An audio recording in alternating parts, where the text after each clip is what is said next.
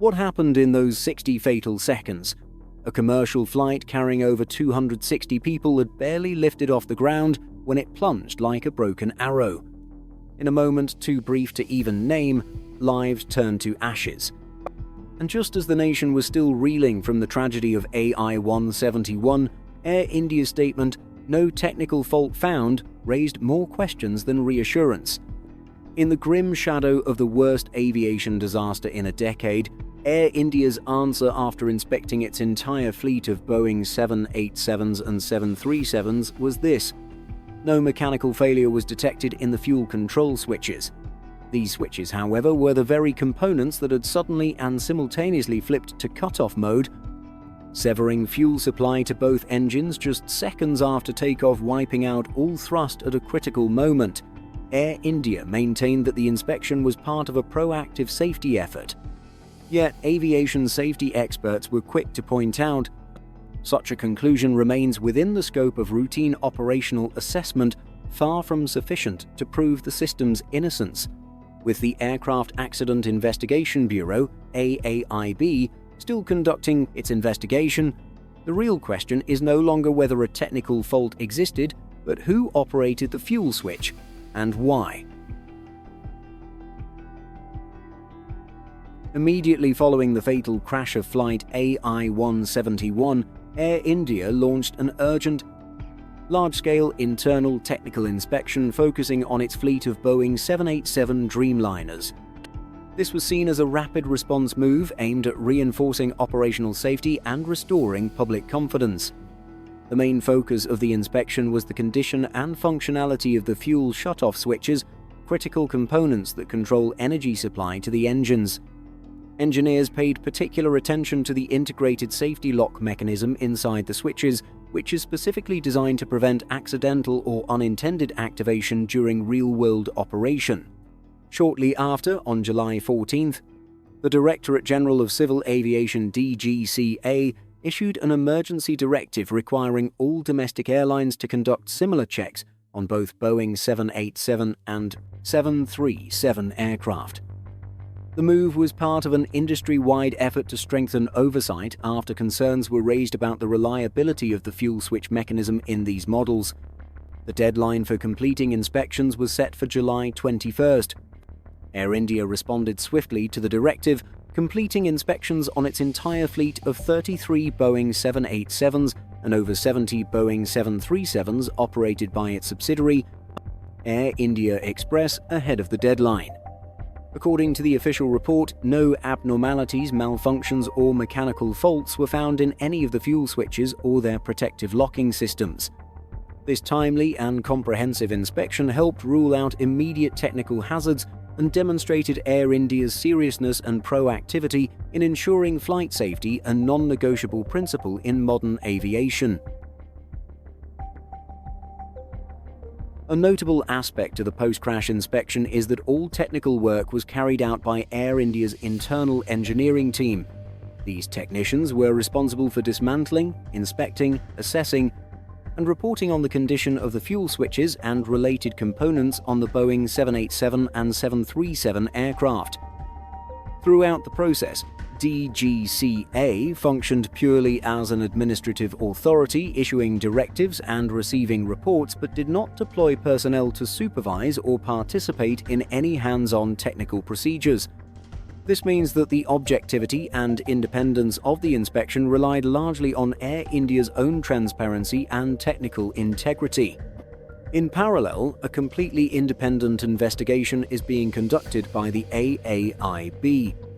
This agency is tasked with identifying the root cause of the AI-171 crash, drawing on legal evidence such as black box data, cockpit recordings, maintenance records, technical logs, and human factors such as crew behavior. In light of this, Air India's recent claim of no mechanical fault found should be treated as a provisional and technical assessment based solely on routine inspections under normal conditions. It cannot yet be considered conclusive proof that the design or operation of the fuel system is entirely faultless. Until the AAIB publishes its official findings and legal analyses are complete, all conclusions remain tentative. The absence of detectable faults under standard conditions does not rule out the possibility of hidden vulnerabilities, ones that may only surface under unusual circumstances, as was the case with Flight AI-171. According to the preliminary report released by the AAIB, initial data retrieved from the FDR and CVR suggests that an extremely abnormal situation occurred just seconds after Flight AI-171 took off from the runway. Specifically, both of the aircraft's fuel control switches, each responsible for one engine, shifted from the run position to cutoff. This action immediately cut off fuel to both engines almost simultaneously, causing the aircraft to lose all thrust while it was still in the critical climb-out phase after takeoff, one of the most sensitive and dangerous points of flight. Data from the black box revealed that during the sudden loss of thrust, one of the pilots exclaimed in panic, "Why did you shut down the engine?" To which the other responded, "I didn't." This brief exchange has sparked serious questions about who operated the switches and, more importantly, why.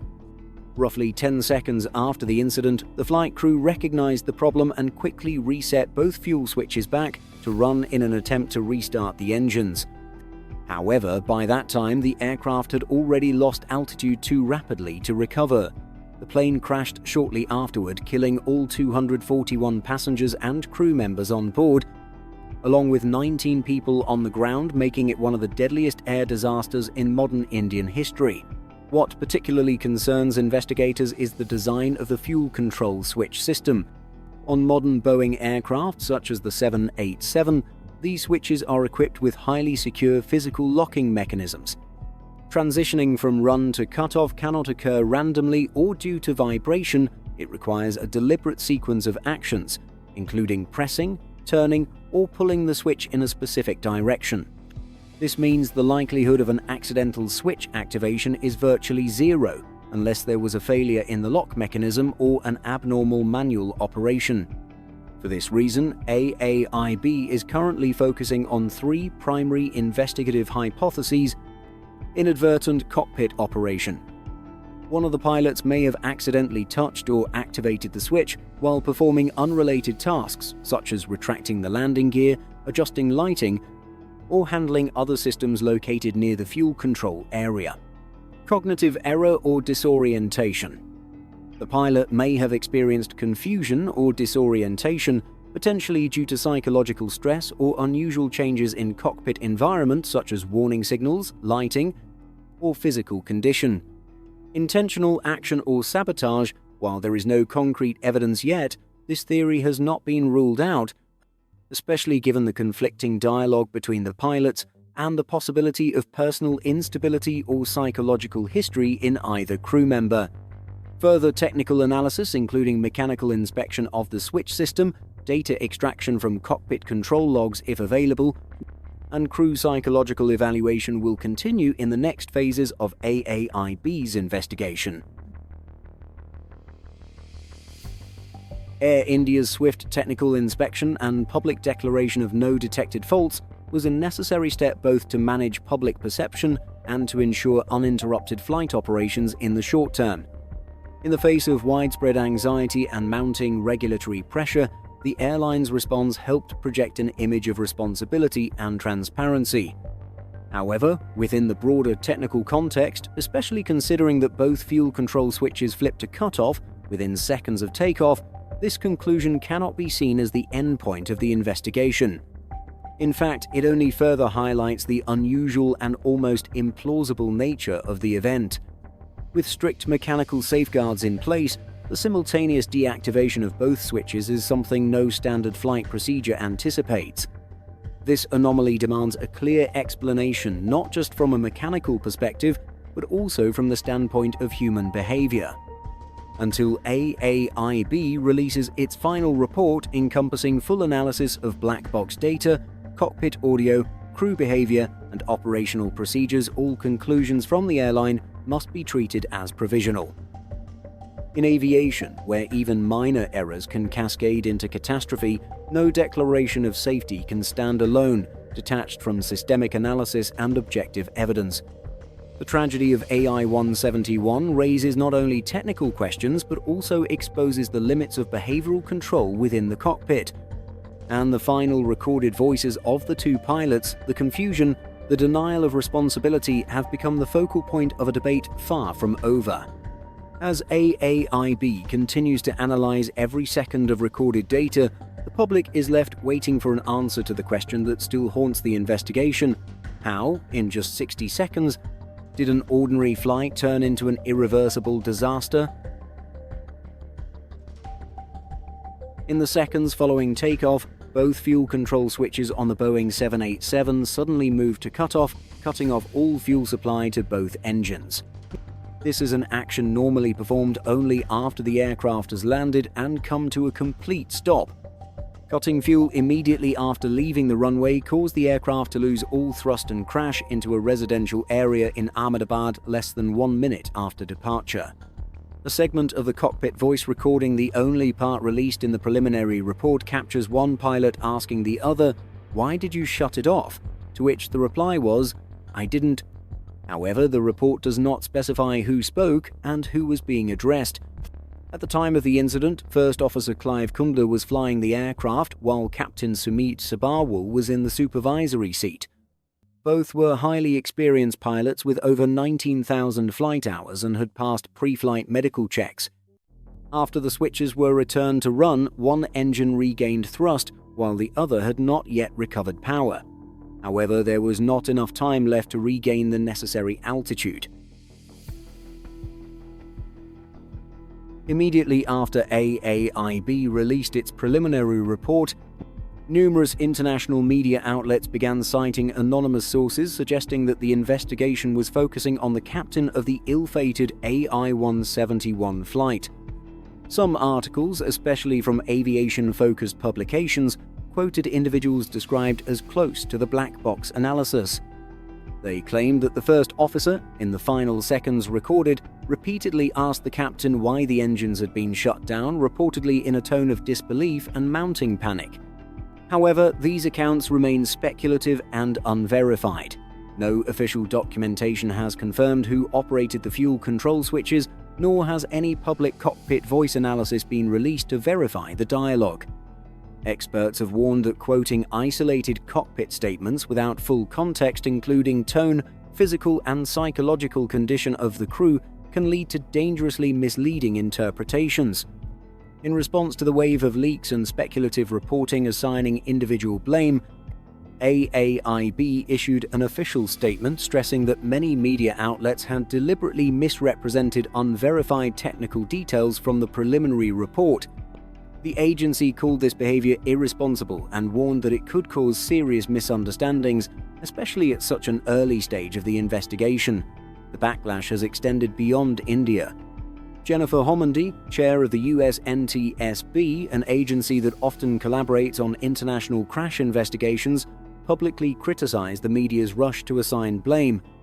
She described the coverage as a dangerous form of speculation that could jeopardize the integrity of the investigation and unfairly damage the reputations of flight crew members before any official conclusion has been reached.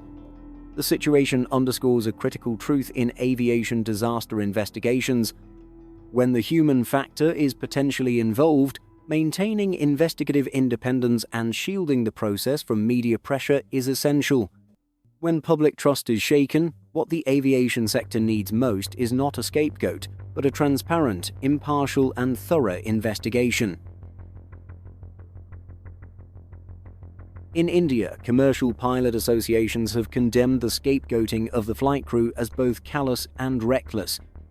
Sam Thomas, head of ALPA India, urged the public to wait for the final report, emphasizing that the investigation must include aircraft maintenance records, technical data, and the full cockpit voice recordings, not just a single out-of-context statement. A former accident investigator in Canada noted that the audio segment in question could be interpreted in multiple ways. If Pilot B, who was the flying pilot, had inadvertently flipped the switch, a denial would be an understandable reaction. On the other hand, if Pilot A had done it deliberately, the questioning in the cockpit might have been a strategic move, knowing the black box would capture everything.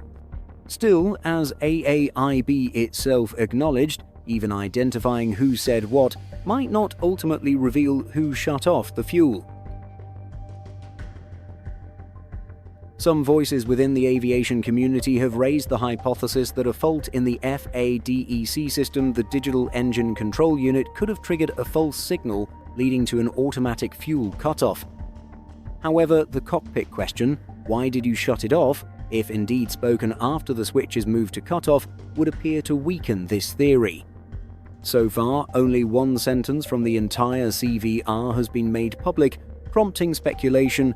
Has AAIB already identified the speaker but withheld the information for sensitive reasons? Or is the agency simply not confident enough to draw a conclusion yet? Releasing just a fragment of the audio instead of the full recording has only fueled further assumptions. Amid escalating speculation surrounding the captain's role in the AI-171 disaster, numerous international aviation experts have called for caution and respect for the official investigation process. Peter Goels, former managing director of the NTSB, suggested that to prevent misinterpretation and emotionally driven conclusions, AAIB should release the full CVR transcript, including the identification of each speaker. According to him, this kind of controlled transparency not only promotes investigative integrity but also helps protect the reputations of those involved, especially the flight crew. Meanwhile, Dr. Sean Pruznicki, accident investigation specialist and lecturer at the Center for Aviation Studies at Ohio State University, warned that the public and media are increasingly conflating the result, the engines being shut down, with the motive, namely an intent to crash. He emphasized the need for restraint, stating that if the fuel control switch was moved to cutoff, it does not necessarily imply deliberate intent. There are many plausible scenarios that could lead to the same outcome, including unintentional action, cognitive error, or influence from automation systems, each with very different underlying causes. According to Pruznicki, accidents involving flight crew actions are often complex. Any conclusions must be based on synchronized analysis of black box data, training records, psychological factors, cockpit environment, and system interactions, not a few isolated lines of transcript. From the investigative side, AAIB Director GVG Uganda reaffirmed the limitations of the preliminary report. In an official statement, he explained that the sole purpose of the initial report is to clarify what happened from a technical standpoint, not to determine why it happened or who is responsible. Conclusions about root causes, as well as assessments involving human, operational, and design factors, will only be addressed in the final report. Uganda's statement reflects a core principle of aviation investigation: do not assign blame without a complete and systematic body of evidence. In a moment when public trust is being tested, both the media and the public must exercise restraint. People may crave answers, but haste must not dictate judgment. At this stage, the investigation remains suspended between two main hypotheses: either a human error, intentional or accidental, or a failure within the automation system, which is ironically designed to reduce human mistakes. But as multiple experts have admitted, nothing is certain yet. And in aviation, where even the smallest details can result in devastating consequences, this lack of certainty is what keeps everyone holding their breath. Still, as Dr. Sean Pruznicki said bitterly but truthfully, there is no clear evidence, only an endless wait for answers that may never come. Because in every aviation investigation, the phrase "no fault found" has never been a complete conclusion. It is only half the truth, the visible part of a technical iceberg. The other half, hidden within the depths of black box data, muffled cockpit voices, system design flaws, procedural gaps, and human limitations, is what investigators continue to piece together fragment by fragment. And one thing is certain: any final answer, if it ever comes, will not arise from speculation, but from independent analysis, objective data, and coordinated effort among experts in engineering, behavioral psychology, and international oversight. Until that happens, the phrase "no fault found" remains a temporary comma in the unfinished report of a tragedy still unfolding.